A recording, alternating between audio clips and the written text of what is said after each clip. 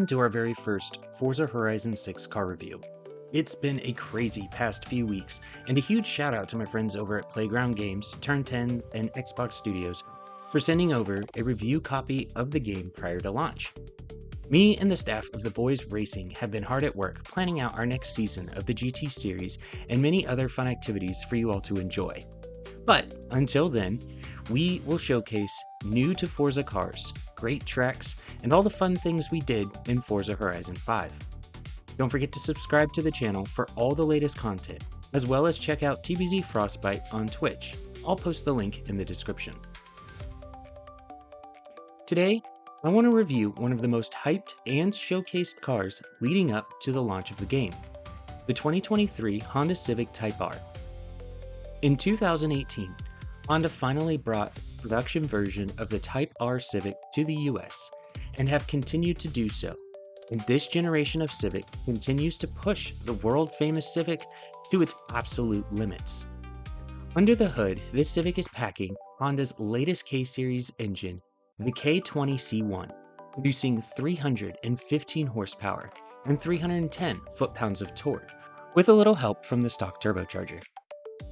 The chassis sits a little heavier than previous Civics at 3,188 pounds, but maintains an agile and nimble capabilities. Visually, this car expresses Honda's latest front fascia brand found on a lot of their current model cars. But the reverse hood vent and some carbon fiber accents set this sports car aside from other Civics, along with a very motorsport-styled rear spoiler. In this game, the spoiler is not adjustable. However, it's still a very nice and fitting spoiler for the new body style. The 19-inch wheels are matted to 265mm tires, giving this car excellent front grip on launch and into medium speed turns. Make no mistake though, stock handling still has a boatload of front-wheel drive understeer. Finally, the carbon fiber side skirt flares and the rear bumper accent tips top the visual effects that make this Civic one of the cleanest looking sports cars Honda has produced since the Honda S2000. On the road, Honda sounds clean and crisp. The triple exhaust allows for plenty of airflow, while making a great exhaust note that doesn't sound obnoxious. The car feels amazing under stock settings. Steering is as you would expect for a high-powered front-wheel drive sport compact. You have to manage throttle input and the amount of throttle to counter harsh front-wheel drive understeer on corner exit. This might be hard to tune out with the upgrades, and part of front-wheel drive characteristics is understeering.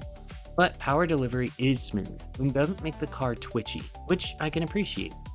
The Civic comes factory with Brembo brakes, and it shows.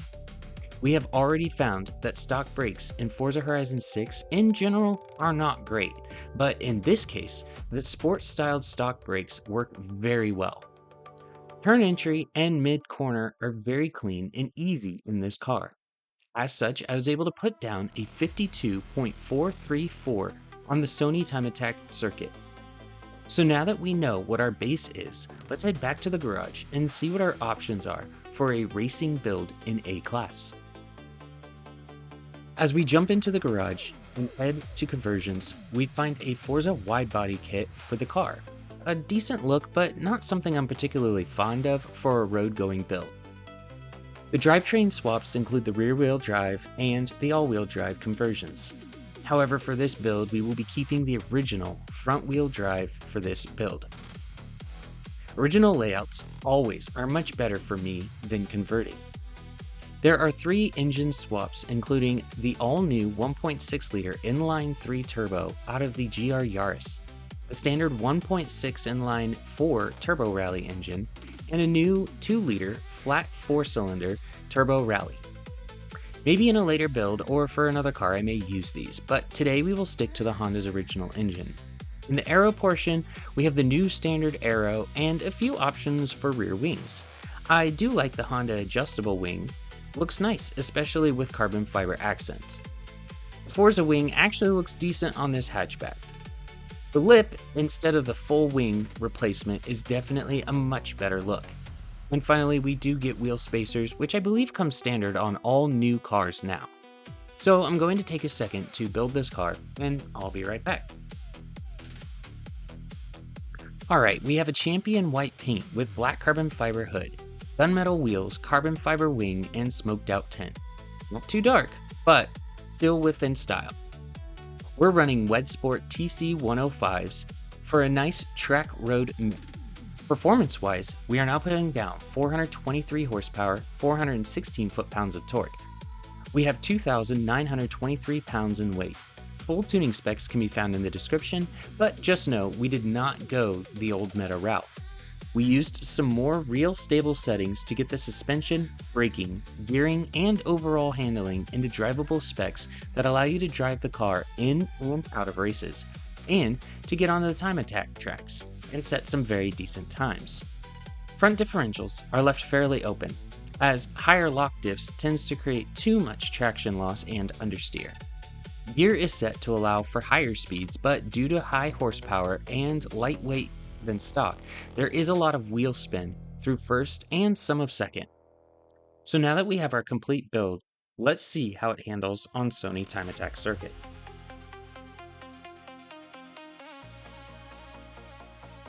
After a 5-lap run, we'd set a very respectable 49.548 lap time. One very notable detail to really maximize the tune on this car is to utilize trail braking. For those who might not know what trail braking is, it's the process of applying the opposite amount of brakes as the amount of throttle going into a turn. For example, if you reduce your throttle to 65% as you approach a turn, then you would only apply 35% of your brakes. This allows you to engage the brakes a bit longer as you turn in without the fear of losing front tire traction. Mastering trail braking will make the tune for this car work so much better, and allow you to get a better turn in and really push the car quicker out of the corner exits. And for a car that's got medium amount of horsepower compared to other A-Class cars out there, you'll need every ounce of power you can coming out of those corners. But overall, the car handles this track in a very aggressive manner, showing that its exterior is not just for show. So how does this car rate? Well, for Forza Horizon 6, we will judge cars on design presence, drive feel and handling, performance and raceability, customization and build potential, and fun factor and free roam value.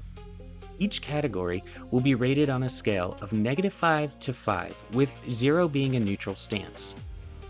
So starting with the design and style, the 2023 Honda Civic Type R was a great new body style from the 2018 model. I love the subtle accents that give the motorsport feel. The stock wheels and aggressive front end make this car stand out, and since the first reveal of this car at the Xbox Developer Showcase, I've been very eager to get my hands on this because of its looks alone. Fresh out of the gate, I'm giving this a 3, which honestly sets the bar kind of high for all other builds. Heading over to the handling, front-wheel drive is the only drawback to driving this car. However, I will say, not exceeding 350 horsepower stock is a proper move for a front-wheel drive car. Otherwise, this car responds to inputs very well and allows for corrective steering or braking without being too twitchy. It's a perfect blend to help the driver without being brain dead. The unfortunate drawback of the front-wheel drive plagues this car to a score of 1.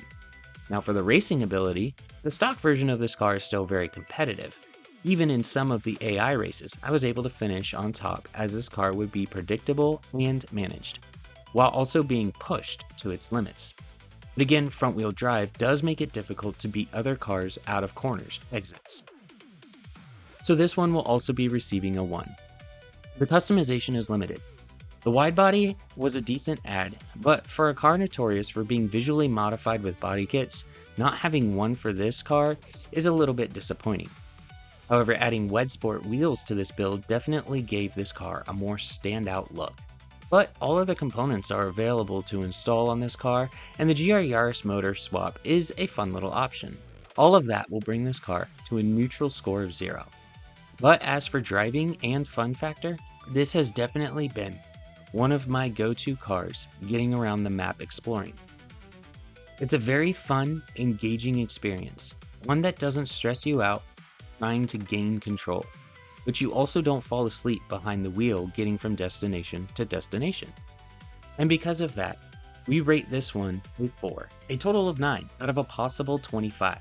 Not bad for the Honda boys. This is a car I will definitely be coming back to make more intricate liveries later on in-game. If you want this tune, I will put the tune share code in the description so you can try it out. Certainly feel free to leave a comment on how you think it drives. Mind you, this is not a meta-tuned high competitive build, but should be treated as a spirited build with a realistic feel for fun racing with friends and in medium difficult lobbies. Let me know what you want to see me review next.